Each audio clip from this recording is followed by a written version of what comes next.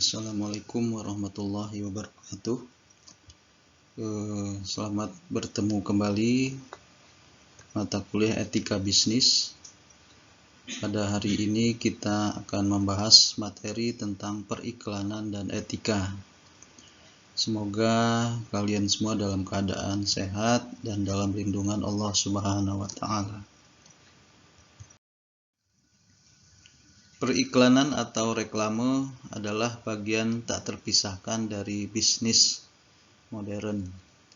Di Amerika dan Inggris, iklan disebut dengan advertisement, sementara di Prancis disebut reklame. Artiannya meneriakkan sesuatu secara berulang-ulang. Di setiap negara tentunya memiliki istilah sendiri mengenai iklan. Kalau di Indonesia namanya iklan. Nah, ini pada dasarnya yaitu sama, mentransfer pikiran dan gagasan kepada orang lain. Iklan sendiri merupakan suatu proses komunikasi, tujuannya membujuk dan menggiring untuk mengambil tindakan yang menguntungkan bagi pihak pembuat iklan. Nah, iklan juga bisa didefinisikan sebagai komunikasi untuk menjual pesan-pesan persuasif dari sponsor yang jelas untuk mempengaruhi orang membeli produk dengan membayar sejumlah biaya untuk media. Nah, iklan juga merupakan salah satu bentuk promosi yang paling dikenal dan paling banyak diketahui oleh orang karena jangkauannya sangat luas. Nah, iklan merupakan suatu bentuk promosi yang sangat penting bagi perusahaan yang memproduksi barang ataupun jasa yang ditujukan kepada masyarakat luas. Nah, iklan tentunya melibatkan media-media massa seperti televisi, radio, koran, majalah. Sekarang sudah media sosial yaitu Facebook, Instagram, dan lain sebagainya. Nah, itu terlibatnya media-media dalam periklanan. Permasalahan periklanan, pertama, iklan-iklan yang setiap hari secara massal dan intensif disajikan kepada masyarakat pada umumnya tidak mendidik, tapi justru menyebarluaskan selera rendah. Yang kedua, periklanan memamerkan suatu suasana hedonistis dan materialistis. Yang ketiga, periklanan mendorong masyarakat menjadi konsumerisme. Nah, yang dimaksud dengan konsumerisme di sini adalah seluruh suatu paham atau gaya hidup ya, suatu paham atau gaya hidup yang menganggap barang-barang mewah sebagai ukuran kebahagiaan ataupun kesenangan, bahkan ukuran kesuksesan dalam hidup. Nah, contohnya perilaku konsumerisme ini contohnya adalah penggunaan gadget atau HP, gadget ya, kendaraan, fashion, pergaulan, dan lain sebagainya.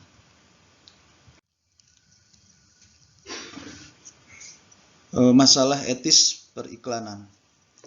Masalah etis periklanan itu pertama adalah kebenaran akan isi iklan. Mengatakan yang benar merupakan salah satu kewajiban etis yang penting. Rupanya dalam iklan kewajiban ini kerap kali tidak digubris. Nah, ini artinya isi daripada iklan tersebut. Nah, sering kalian perhatikan iklan-iklan sekarang di media televisi. Nah, itu isinya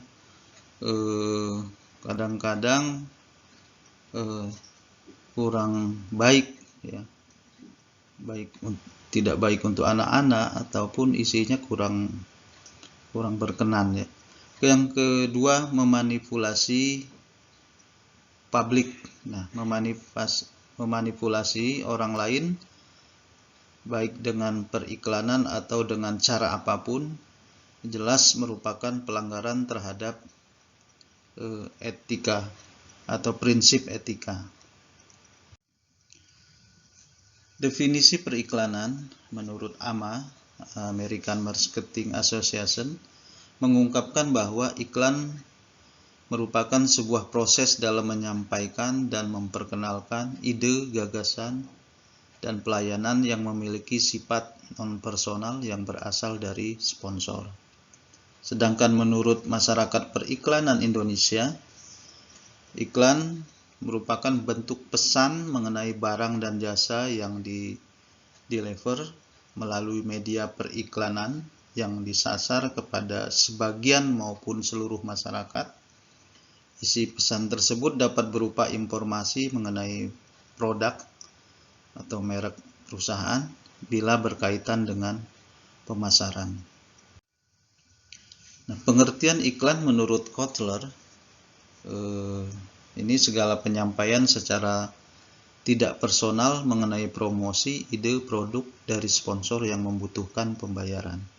Sedangkan menurut Griffin dan Abbott, periklanan adalah komunikasi non-personal yang dipakai dalam melakukan identifikasi sponsor atau memberikan informasi kepada audiens mengenai suatu produk.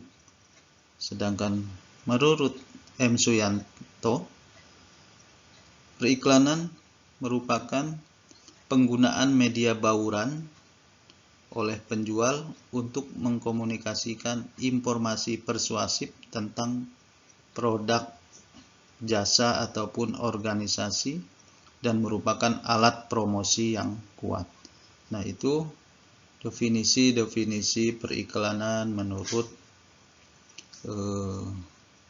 beberapa ahli. Fungsi periklanan di sini ada dua, fungsi informatif dan fungsi persuasif. Nah, fungsi informatif ini merupakan fungsi iklan yang bertujuan untuk memberikan informasi.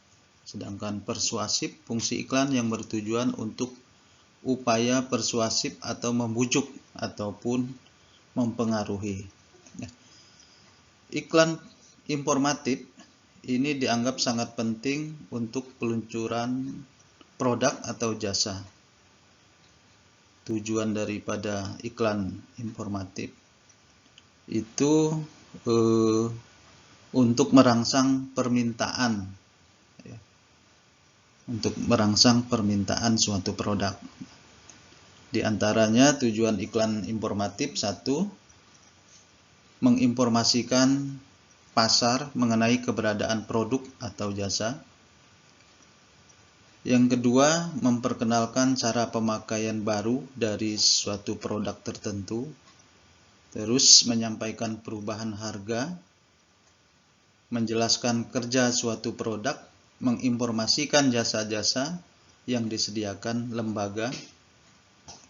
Terus membangun citra perusahaan. Dengan kata lain, iklan informatif bertujuan untuk membentuk permintaan pertama. Nah, itu untuk iklan informatif ya. Yang kedua, fungsi persuasif. Nah, di sini merupakan iklan untuk mempengaruhi atau membujuk konsumen ya. Persuasif ini juga disebut dengan daya bujuk, ya, merayu. Nah, daya bujuk atau daya pengaruh untuk mempengaruhi orang melakukan sesuatu. Nah, iklan dengan daya bujuk ini hampir pasti akan menggerakkan konsumen untuk mendekatkan diri dengan brand ya, atau merek dan tertarik untuk mencobanya. Nah, iklan persuasif ini sangat penting apabila mulai tercipta persaingan dan setiap lembaga usaha menciptakan permintaan. Nah, tujuan daripada iklan persuasif ini adalah pertama, membentuk pilihan merek. Yang kedua, mengalihkan pilihan ke merek tertentu. Nah, membentuk pilihan merek itu membuat brand ya, brand image. Yang kedua tadi mengalihkan pilihan ke merek tertentu. Yang ketiga, mengubah persepsi pelanggan terhadap atribut produk. Nah, ini merupakan bauran pemasaran ya. Mendorong pembeli untuk membeli saat itu juga. Nah, itu tujuan daripada iklan persuasif. Periklanan dan kebenaran. Nah, pada umumnya periklanan tidak mempunyai reputasi baik sebagai pelindung atau pejuang kebenaran. Cirinya ya. Yang kedua, iklan kerap kali terkesan suka membohongi dan bahkan menipu publik. Yang ketiga, periklanan hampir a priori disamakan dengan tidak bisa dipercaya. Apakah itu bohong? Nah, ya, yang tadi yang disampaikan tadi, yang ketiga jenis tadi, apakah itu bohong? Pertanyaannya. Nah, itu definisi bohong itu sendiri belum ada definisi yang lengkap ya. Bisa juga dikatakan berbohong ya, apabila mengatakan sesuatu yang tidak benar. Nah, mengatakan sesuatu yang tidak benar ini ada unsur-unsurnya, yaitu terdapat unsur kesengajaan. Dalam beriklan ada unsur kesengajaan untuk berbohong. Yang kedua, ada maksud agar orang lain percaya. Nah, biasanya iklan-iklan tersebut yang dikatakan unsur berbohong, nah itu ada unsur-unsurnya, unsur kesengajaan dan ada maksud agar orang lain percaya dengan produknya.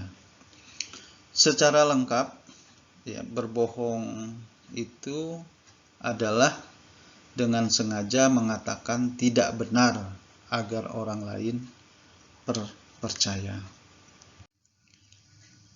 Pertanyaan lagi, apakah iklan itu berbohong? Ya, jika ingin mengevaluasi moralitas periklanan, perlu kita perhatikan secara khusus unsur maksud. Ya, unsur maksud iklan itu berbohong. Dalam perbuatan berbohong, maksudnya adalah apakah ada arti kesengajaan dalam berbohong tersebut. Unsur maksudnya. Yang kedua, bisa saja iklan sesuatu yang tidak benar, tapi dalam hal ini tidak ada kesengajaan. Misalnya tentang obat baru, dikatakan di iklan bahwa produk ini aman, padahal di kemudian hari ada efek samping yang tidak terduga. Nah, iklan itu tidak berbohong karena tidak sengaja mengatakan sesuatu yang tidak benar. Nah, hal ini jarang sekali akan terjadi. Dalam konteks periklanan, yang lebih penting adalah maksud dalam arti yang kedua, yaitu maksud agar orang lain percaya. Nah, unsur informasi harus selalu benar karena informasi selalu diberikan agar orang percaya. Misalnya maksud agar orang lain percaya ya, ada unsur informasinya. Misalnya bahwa madu adalah madu asli, tidak dicampur gula. Nah, ini unsur informasi harus selalu benar ya. Yang kedua, bahwa rumah itu terletak di daerah bebas banjir. Yang ketiga, bahwa cuci cetak foto selesai dalam 1 jam. Nah, ini mengandung unsur-unsur informasi yang selalu benar. Nah, informasi ini ya diberikan agar orang percaya. Nah, kalau unsur promosi, iklan merayu konsumen atau mengiming-imingi calon pembeli, contohnya komputer kami tidak ada duanya, atau handphone kami yang paling bagus, atau di sini ada bintang segala bir, ataupun makin pede aja. Nah, banyak sekali unsur-unsur informasi untuk merayu konsumen, iklan untuk merayu konsumen. Kalau kita perhatikan iklan-iklan di televisi, itu sangat banyak yang mengiming-imingi calon pembeli untuk merayu konsumennya.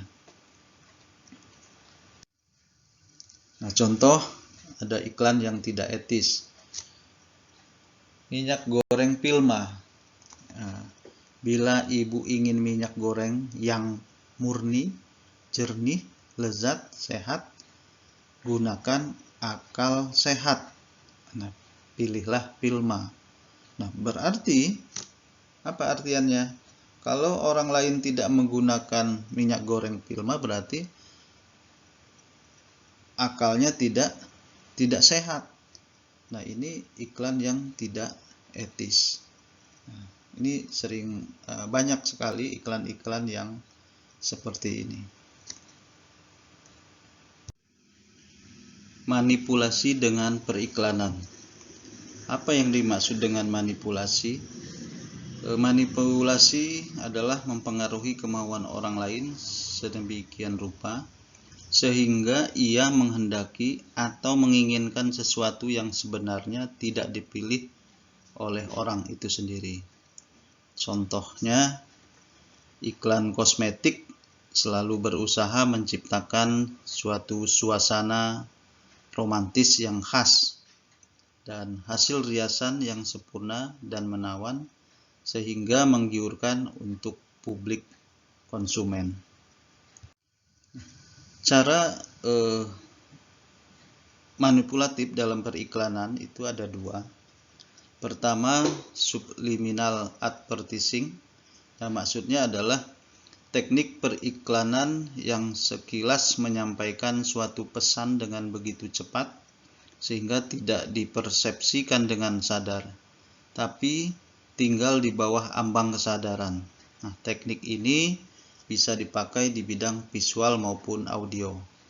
Contohnya dalam sebuah bioskop ya, di New Jersey yang menyisipkan sebuah pesan dalam film yang isinya lapar, makan popcorn. Dan konon waktu istirahat popcorn jauh lebih laris dari biasa. Terus dalam film juga ada si aktor jelas-jelas minum Coca-Cola. Nah, itu merupakan subliminal advertising. Contohnya. Terus yang kedua, cara manipulatifnya yaitu iklan ditujukan ke anak. Nah, iklan seperti ini dianggap kurang etis karena anak mudah dimanipulasi dan dipermainkan. Iklan yang ditujukan langsung kepada anak tidak bisa dinilai lain daripada manipulasi saja, dan karena itu harus ditolak sebagai tidak etis. Contoh, iklan rokok yang ditujukan kepada remaja. Pengontrolan terhadap iklan. Nah, pengontrolan terhadap iklan ini dalam bisnis periklanan tentunya perlu adanya kontrol yang tepat, ya, yang dapat mengimbangi kerawanan dalam bisnis periklanan. Pengontrolan ini harus dijalankan dengan 3 cara, yaitu pertama, kontrol oleh pemerintah, kontrol oleh para pengiklan, dan kontrol oleh masyarakat. Nah, kontrol oleh pemerintah, nah ini tugas penting bagi pemerintahan untuk mengontrol periklanan-periklanan yang beredar di media massa, televisi, media sosial dan lain sebagainya. Nah, ini tentunya pemerintah harus melindungi masyarakat ya, ataupun konsumen terhadap keganasan periklanan. Nah, di Indonesia iklan diawasi oleh Direktorat Jenderal Pengawasan Obat, Makanan, ya, Departemen Kesehatan, ataupun periklanan. Yang kedua, kontrol oleh para pengiklan. Nah, kontrol oleh para pengiklanan ini adalah untuk menanggulangi masalah etis tentang periklanan, yaitu merupakan regulasi ya, regulasi iklan, regulasi diri, tentunya regulasi dunia periklanan. Nah, biasanya kontrol ini dilakukan dengan menyusun sebuah kode etik, norma atau pedoman ya, pedoman tentang periklanan. Nah, ini biasanya oleh asosiasi biro periklanan. Nah, itu di Indonesia pengawasan untuk periklanan itu bisa juga pengawasan kode etik, yaitu Komisi Periklanan Indonesia. Terus yang ketiga, kontrol oleh masyarakat. Kontrol oleh masyarakat ini harus diikut sertakan dalam mengawasi mutu periklanan ya, tentunya dengan menggalakkan lembaga-lembaga konsumen, yaitu YLKI ya, Yayasan Lembaga Konsumen Indonesia.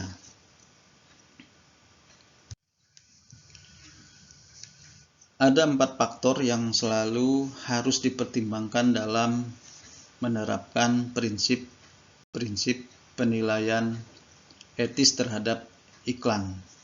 Pertama, maksud si pengiklan. Yang kedua, isi iklan. Ketiga, keadaan publik yang dituju. Keempat, kebiasaan di bidang periklanan.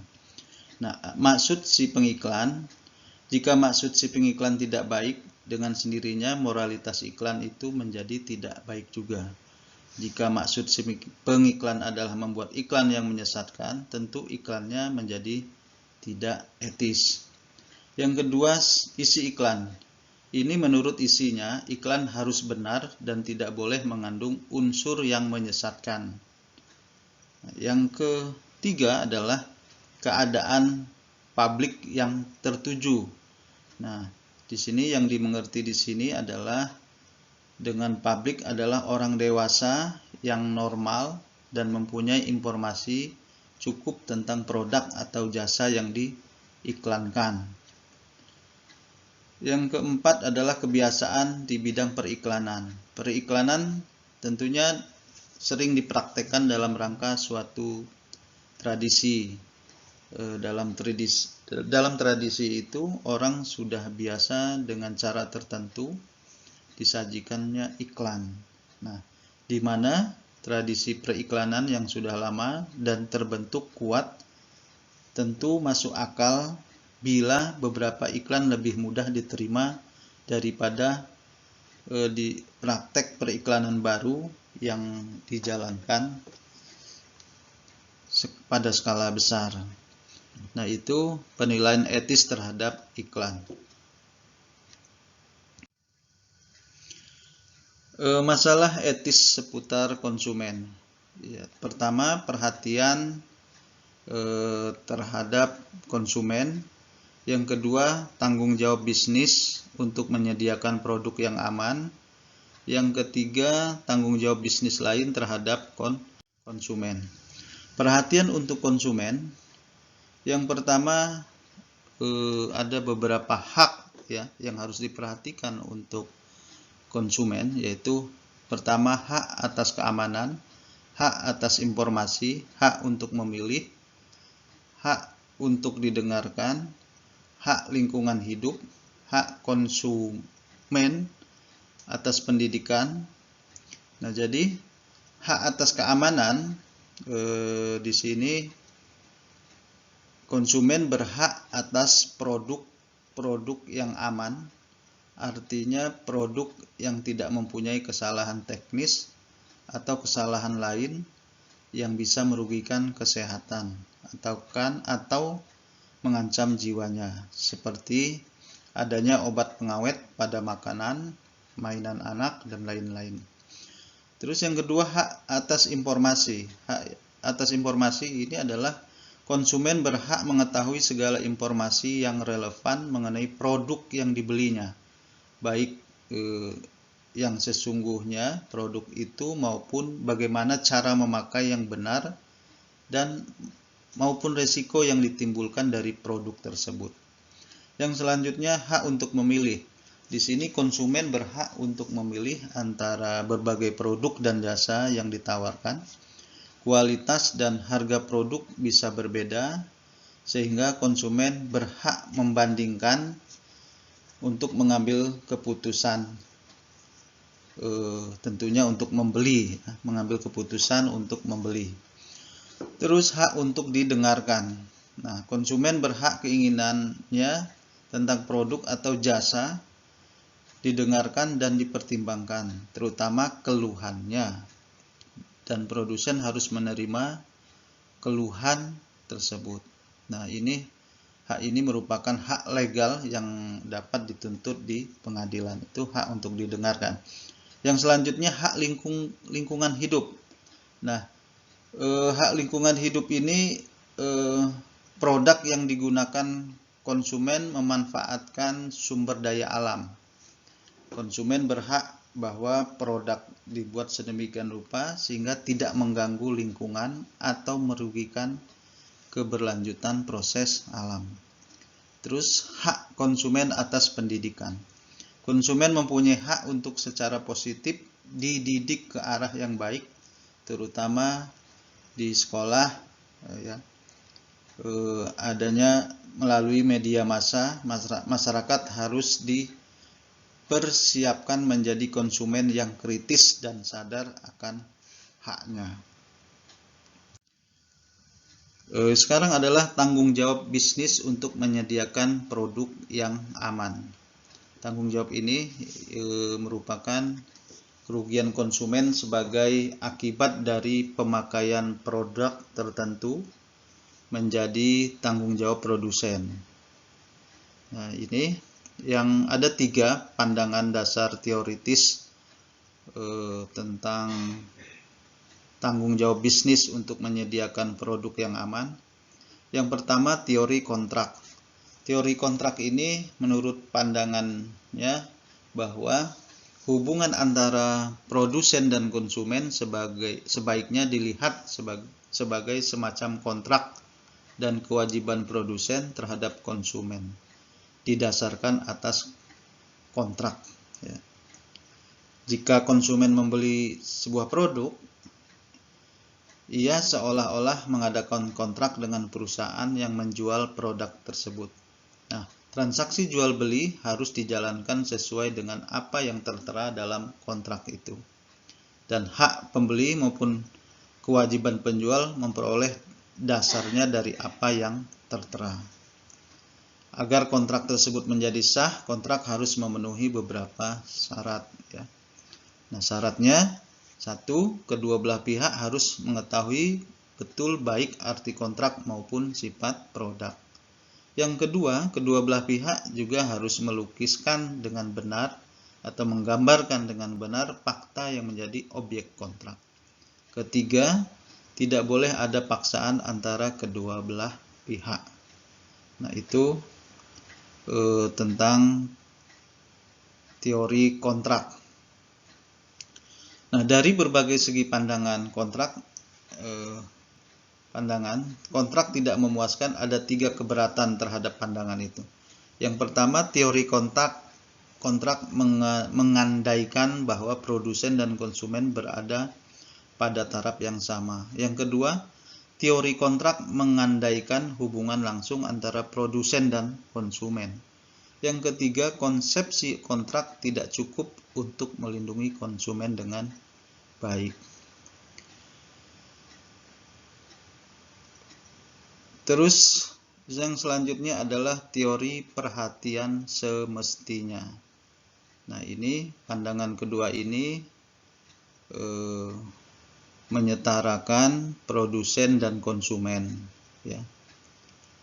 Menyetarakan produsen dan konsumen.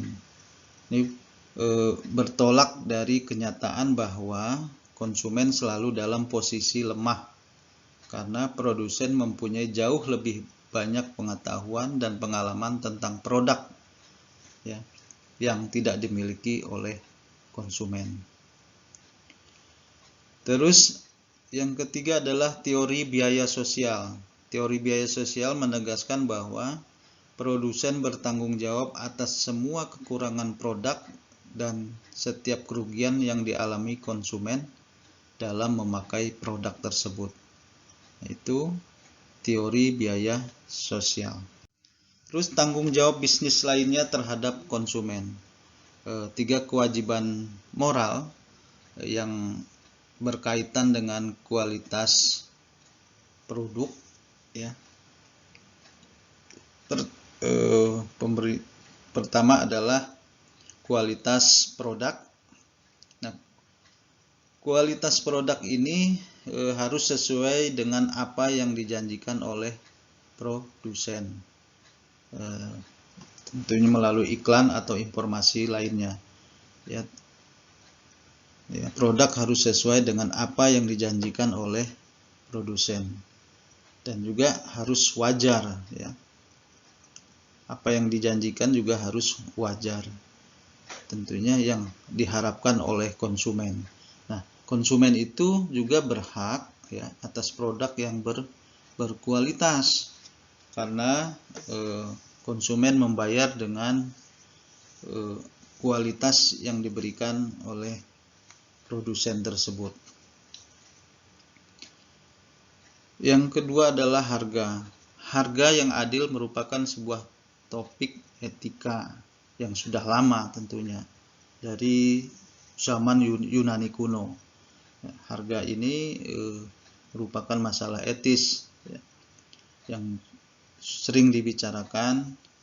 Karena apa? Karena harga menjadi kenyataan ekonomis dan kompleks yang ditentukan oleh banyak faktor.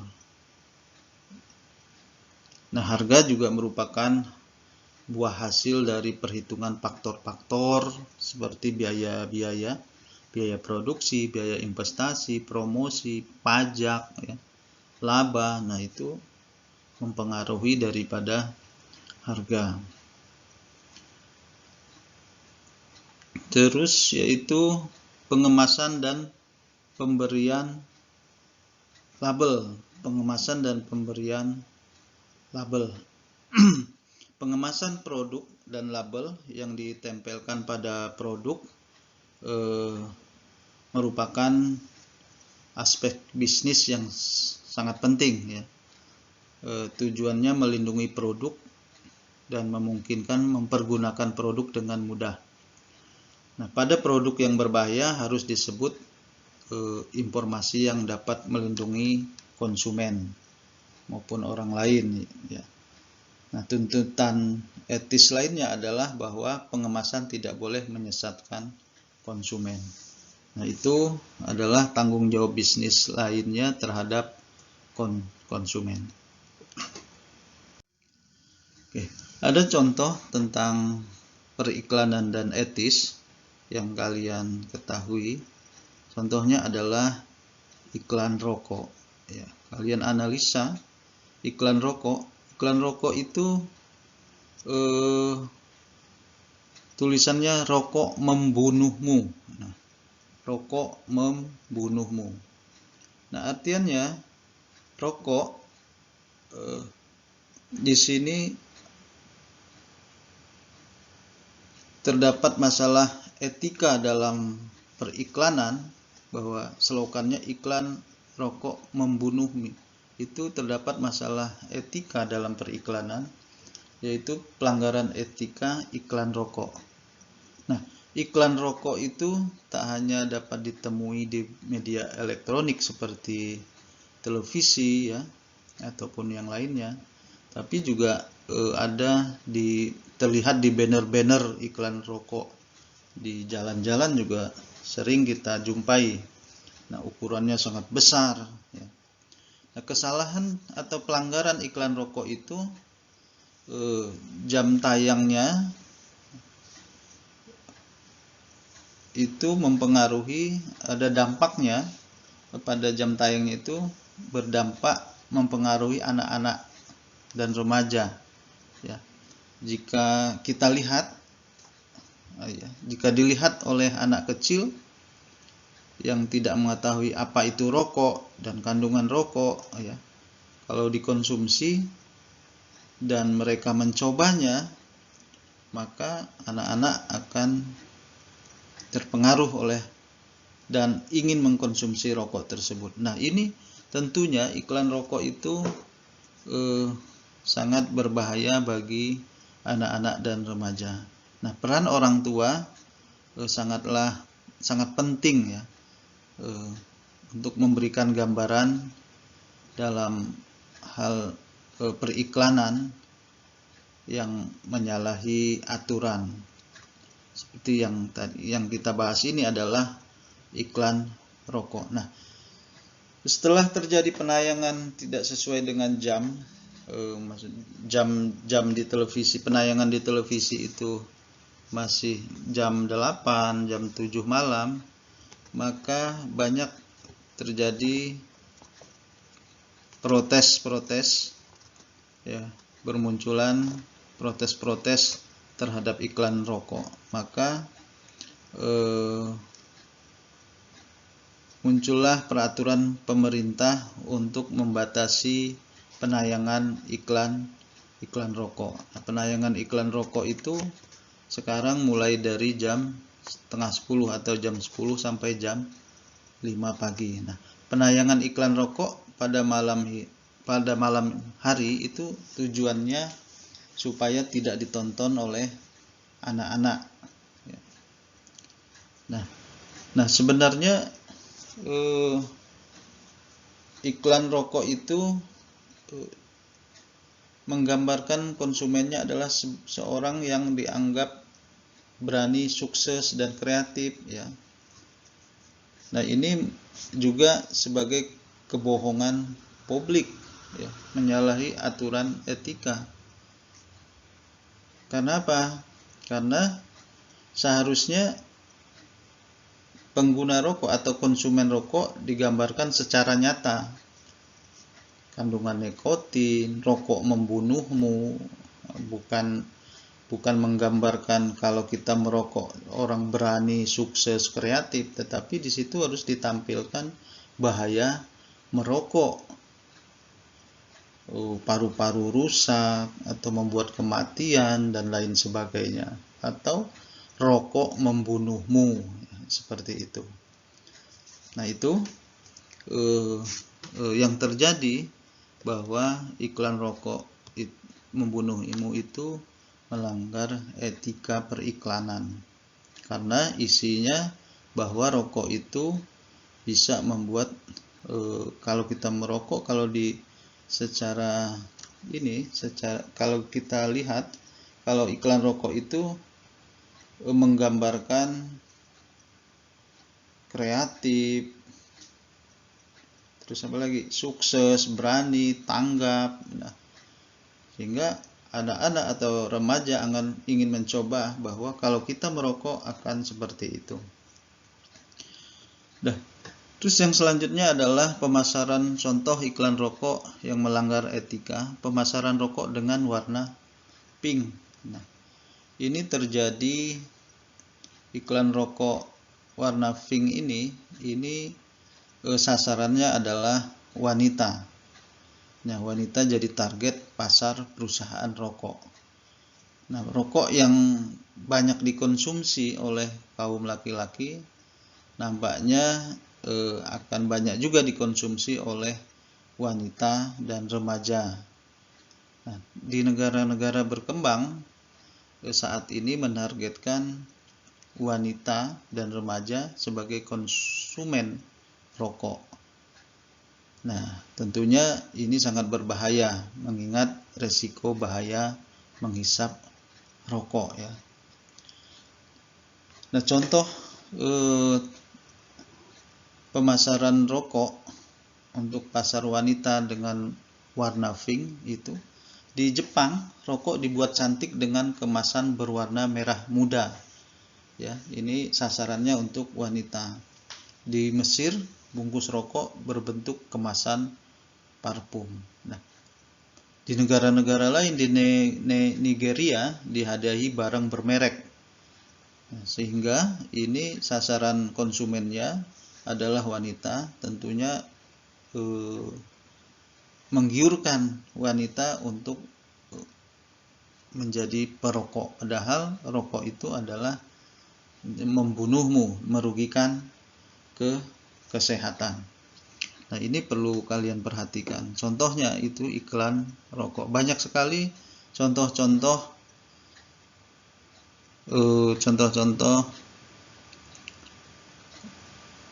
pengiklanan dan etis, iklan yang tidak etis ditayangkan, iklan yang tidak etis ditampilkan sehingga merugikan orang lain. Itu yang dapat kami sampaikan tentang etika bisnis dalam periklanan dan etika. Semoga apa yang saya sampaikan bermanfaat. Saya tutup dengan bacaan alhamdulillah. Wassalamualaikum warahmatullahi wabarakatuh.